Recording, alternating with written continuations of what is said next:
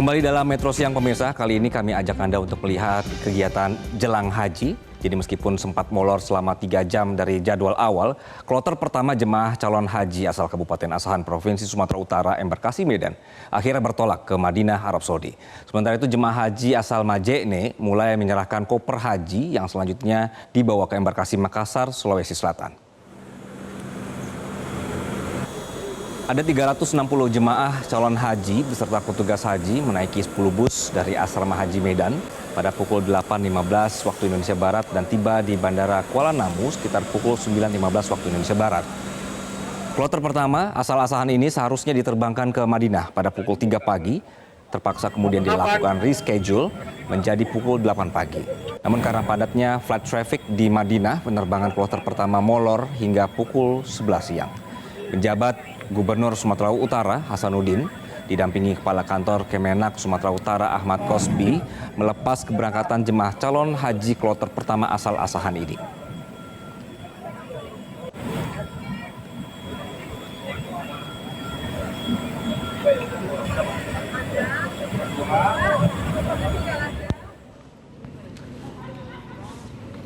Sementara ratusan jemaah calon haji menyetor koper ke kantor Kementerian Agama atau Kemenak Majene, Sulawesi Barat jelang keberangkatan.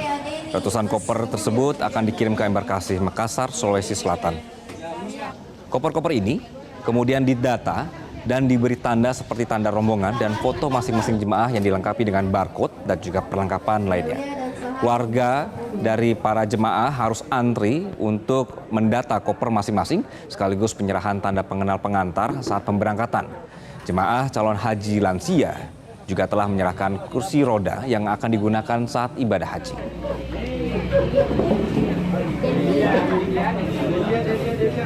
Delia Anggriani, bos 3. Darah Pati, bos 4. Sebanyak 3 kloter haji telah diberangkatkan dari Asrama Haji Embarkasi Bekasi menuju Tanah Suci. Terhitung pada hari ini, sudah ada 1.296 jemaah haji dari 3 daerah akan melakukan terbang ke Tanah Suci hingga sore. Kloter ketiga asal Kabupaten Mendeling, Natal, Sumatera Utara juga baru saja tiba di Asrama Haji Medan. Para jemaah kemudian diberikan pembekalan oleh PPIH sebelum diberangkatkan ke Tanah Suci.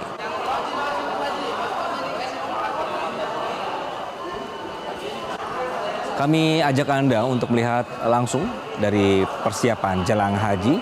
Ada Reva Waluko langsung dari Bekasi, Jawa Barat dan juga Edi Sembiring dari Medan, Sumatera Utara. Selamat siang rekan-rekan. Saya akan ke Reva terlebih dahulu. Reva, bagaimana persiapan untuk yang berangkat kloter hari ini? Apakah ada yang berangkat atau juga ada yang baru masuk nanti? Baik, selamat siang Anggi Hasibuan dan juga pemirsa. Dapat dilihat di belakang saya, ini adalah situasi terkini langsung dari Asrama Haji Embarkasi Bekasi, Jawa Barat. Dan tadi pada pukul 10.30 di waktu Indonesia bagian Barat sudah sempat adanya diberangkatkan dari kloter ketiga atau kloter terakhir di hari ini yang berasal dari Kabupaten Cianjur menuju ke Bandara Soekarno-Hatta sebelum pada akhirnya take off menuju ke Tanah Suci. Dari Asrama Haji Embarkasi Bekasi, Jawa Barat ini sendiri memang pada hari ini itu memberangkatkan sebanyak 3 kloter, yang dimana kloter pertama itu tadi sudah sempat diberangkatkan pada pukul 06.40 pagi di waktu Indonesia bagian Barat dan berasal dari wilayah Kabupaten Karawang. Dan untuk kloter kedua itu berasal dari wilayah Kabupaten Bekasi dan telah diberangkatkan tadi pada pukul 08.30 pagi di waktu Indonesia bagian Barat.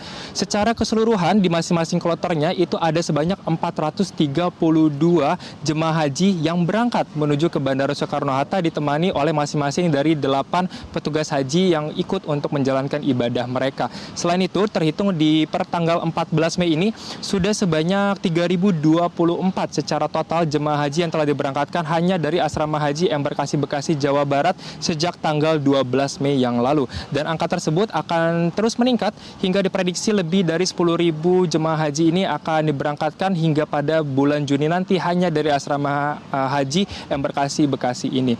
Nah, di satu sisi, Anggi Hasibuan dan juga pemirsa, ada terdapat 12 bis yang yang digunakan untuk menampung jemaah haji. Untuk urutannya, bis nomor 1 sampai nomor 10 itu merupakan bis yang ditujukan memang untuk tempat duduk bagi para jemaah reguler. Kemudian bis nomor 11 memang ditujukan sebagai bis cadangan, dan bis nomor 12 itu memang ditujukan khusus hanya untuk jemaah haji lansia atau yang memiliki penanganan atau mungkin permintaan khusus dari pihak panitia itu sendiri. Nah, di satu sisi kami juga sempat melakukan wawancara dengan Kepala Kementerian Agama atau Kemenak Wilayah Kabupaten Bekasi, Sobirin, yang dimana menyatakan adanya peningkatan dari jumlah kuota haji yang terhitung dari tahun maksud kami 2023 hingga ke 2024. Sobirin mengatakan di tahun 2023 ada sebanyak 2.165 kuota haji yang telah dipakai oleh masyarakat untuk berangkat ke Tanah Suci, dan di tahun 2024 ini ada sebanyak 2.249 jemaah haji yang pada akhirnya diberangkatkan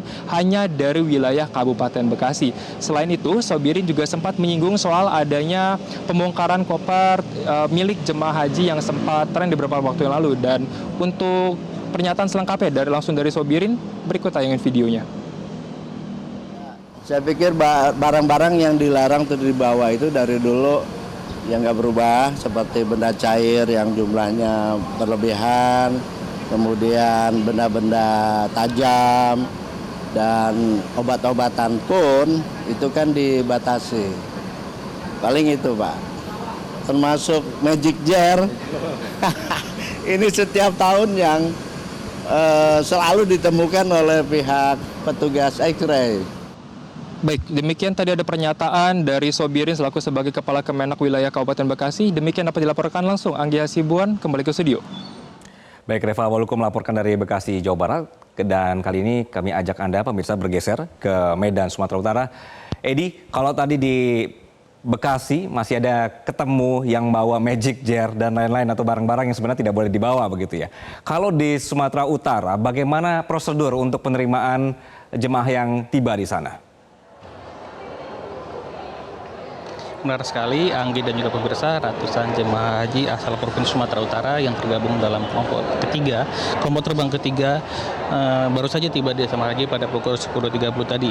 Kelompok ketiga ini merupakan jemaah haji asal Kabupaten Madil Ngatal, Provinsi Sumatera Utara. Setelah disambut, para jemaah kemudian diarahkan untuk masuk ke dalam ruangan khusus yang telah disediakan oleh para jemaah. Dan saat ini, para jemaah sedang mendapat pembekalan dari petugas penyelenggara ibadah haji embarkasi Medan.